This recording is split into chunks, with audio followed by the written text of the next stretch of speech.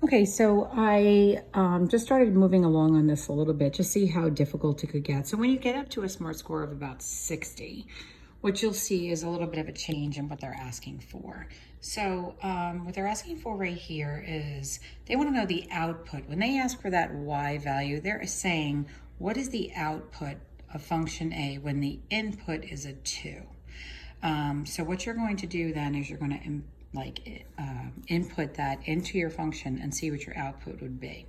So I'm going to kind of move you over here for 1 second, and we have y is equal to 4x minus 4. So what we'll do is we'll open up and put the number 2 right in that place.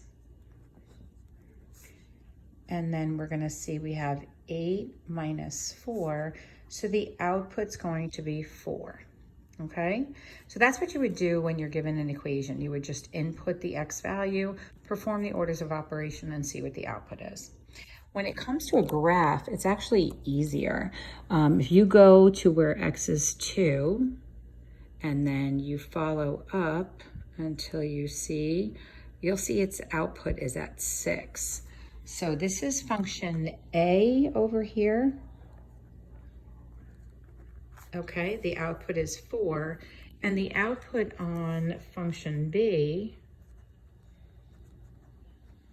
the output is a 6. And then what I need to do is just compare those. So they are talking about function A before they discuss function B. So let's look over here. So the y value of function A being 4, and the y value of function B being 6. So the value of A is actually less than the value of B. Okay, and let's take a look at the next one. So they're just bouncing right back into y-intercept.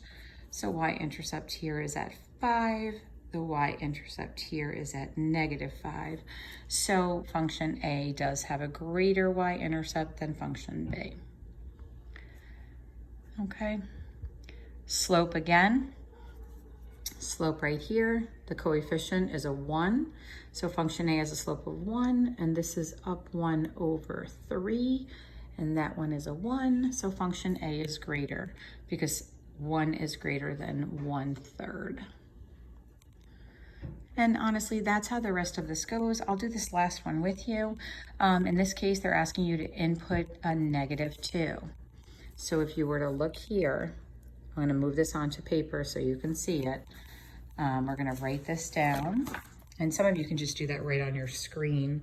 But if you have y is equal to 4x plus 1, they're asking you to put in -2. So you're inputting input, which makes sense. You will do the mathematics here, which will be -8 plus 1. So your output will be -7. So that is actually function B, okay? Now what we're gonna do is go over to the graph. So the output for function B is -7. And then the output here at -2, you just read the graph. And I'm gonna have to get a little closer. It looks like it's at -9. So when function B is -7, function A, sorry about my handwriting, guys, it's a little late at night, y is equal to -9. So A is actually less than B because -9 is less than -7. So we're gonna come back over here and see which language works. So, and this can get a little wordy, but try to read through it a little bit. The y value at function A is actually less than the y value of function B when -2 is put in. Okay, so I'm going to see how far you get with this tomorrow. Email me if you have any questions or concerns. I really think you'll be able to do okay. And just as a reminder, it's 8th grade skill Z12. I'd like you to get as high as you can. I would stop at 20 minutes, but I think that you will be able to get to high mastery within that time frame. Okay, good luck.